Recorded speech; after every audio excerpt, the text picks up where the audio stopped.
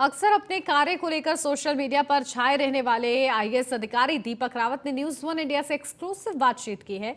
इस दौरान उन्होंने सोशल मीडिया के इस्तेमाल को लेकर अपनी बेबाकी प्रतिक्रिया दी है। उन्होंने कहा है कि सोशल मीडिया एक सोशल टूल के रूप में भी काम आ रहा है, इससे जनता की समस्याओं का भी निदान हो रहा है।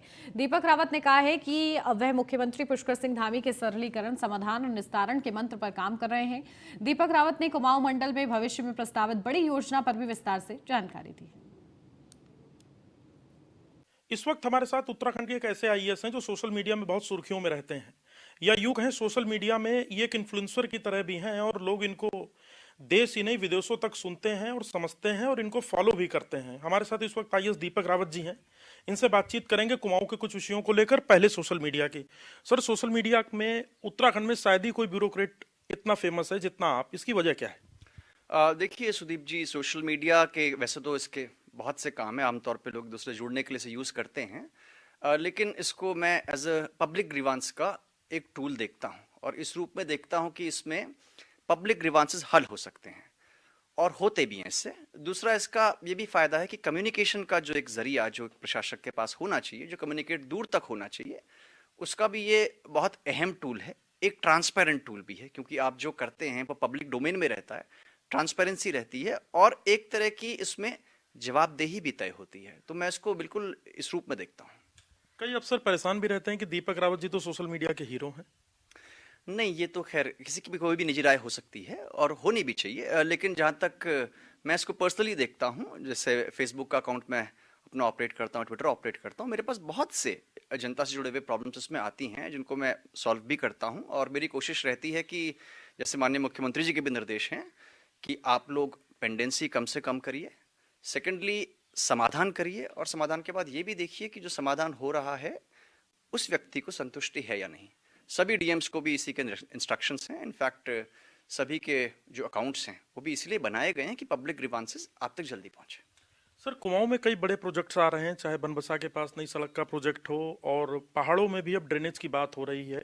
और कई विषयों पर, विशेषकर टावर को लेकर आपने जिलाधिकारियों को कहा है कि जमीन की व्यवस्था करें और ताकि कनेक्टिविटी बेहतर हो, लोगों को बातचीत करने में सुविधा होने के साथ साथ कोई आपात स्थिति में भी लोग बात कर सकें। तो कुमाऊं के क्या वो बड़े प्रोजेक्ट्स हैं जिन पर इस वक्त काम कर रहे हैं आप लोग और जिस पर आप लोगों का फोकस है? देखिए, बिल्कुल सही कहा आपने। माननीय मुख्यमंत्री जी के निर्देश हैं। एक तो जो हमारा मानस खंड कॉरिडोर है इस पे बहुत फोकस है। तो मानस की जितनी भी हेरिटेज साइट्स हैं, हमारे टेम्पल्स हैं, बहुत से टूरिस्ट स्पॉट्स हैं, इनमें एक तो बेहतर कनेक्टिविटी, बेहतर पार्किंग, इसके साथ साथ वहाँ पे अच्छी सड़कें। तो अच्छी सड़कों में एक तो जो आपका हमारा अल्मोड़ा खैरना हाईवे है, इसके 2 लेनिंग का, साथ ही साथ हमारा जो कैंची धाम है वहाँ पे एक बड़ी पार्किंग का, प्लस उसके बाईपास का। और जो प्रमुख स्थल हैं जैसे खलिया टॉप है या पांडु खोली है, यहाँ पे रोपवे के प्रोजेक्ट्स हमारे सैंक्शन हुए हैं, इस पे काम किया जा रहा है। एक बहुत ही इंपॉर्टेंट प्रोजेक्ट है जिसमें कि नेपाल से कनेक्टिविटी वाया बनबसा होगी।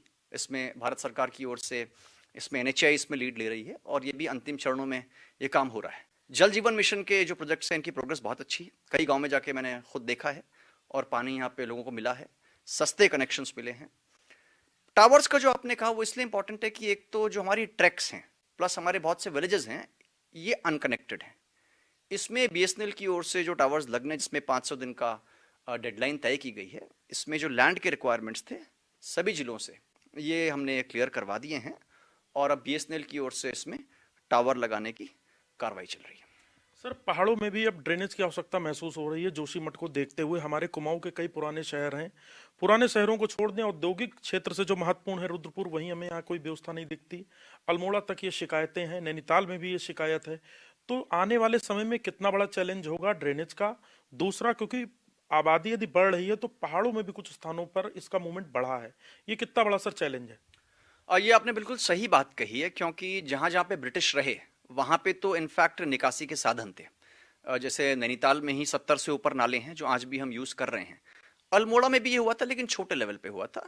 वहाँ पे अच्छी बात अल्मोड़ा में ये हुई है कि वहाँ पे भी जो हमारा डिजास्टर मिटिगेशन फंड है उसके तहत 24 करोड़ का एक डीपीआर सैंक्शन हो गई है और उस पर अभी काम चल रहा है।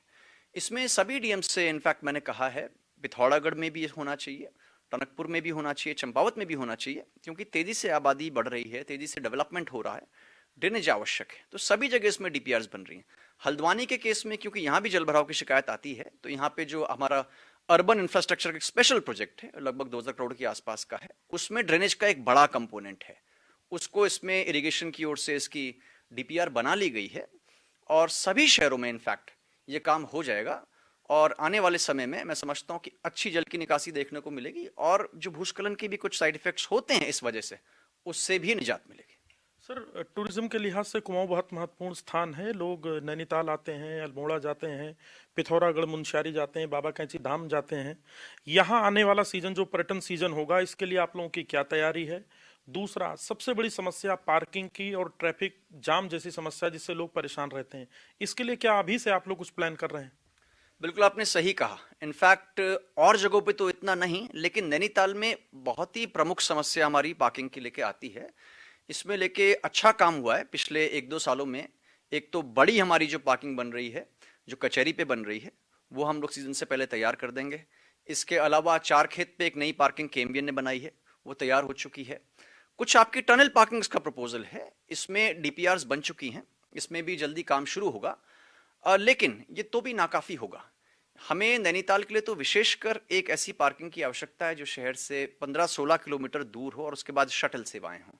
तो इसमें एक रानी बाग का भी प्रस्ताव हो सकता है, रानी बाग से ऊपर रोपवे का भी हो सकता है, और इसके अलावा कोई मिडल जगह जो कि जूली कोट के आसपास हो, उस पे भी जमीन चिन्हित की गई है, जिसको लॉन्ग टर्म में हमें करना होगा, क्योंकि हिल स्टेशंस पे जो वाहनों का दबाव है, इसको भी कम करना आवश्यक इसलिए है कि एक तो लोड बेरिंग कैपेसिटी वहाँ पे कम है, सेकेंडली जब गाड़ियाँ बहुत ज़्यादा हिल स्टेशन में हो जाती हैं तो लोग उसका आनंद नहीं ले पाते हैं। इसी तरह से सिमिलर पॉकेट पार्किंग सम प्राधिकरण के फंड से पिथौरागढ़ में हो, अल्मोड़ा में हो या बागेश्वर में हो, जहाँ पे पैसा ज़्यादा नहीं लगता, लैंड पहले से होती है, उनका भी निर्माण चल रहा है।